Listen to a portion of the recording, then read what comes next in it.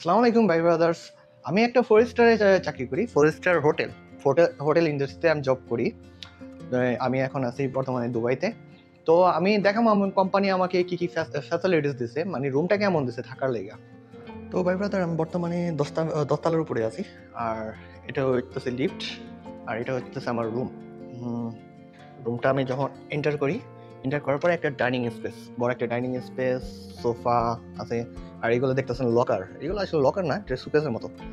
তো এই যে ডাবল বেড, আমার ডাইনিং সাইডে আছে ডাবল বেড, নিচে একটা উপরে একটা। ঠিক আছে, দরজা আমি ক্লোজ করে দিই। তারপরে এই রুমটার পাশাপাশি একটা ছোট্ট একটা টয়লেট আছে, ছোট্ট একটা টয়লেট।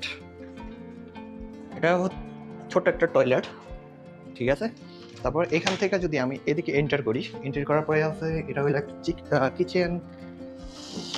কিচেন। এখন রান্নাবাড়ি করতেছি, এটা হলো কিচেন, ঠিক আছে। তারপরে যদি যাই, তারপরে আছে একটা বড় টয়লেট, ঠিক আছে। এই যে এটা হইলো একটা টয়লেট।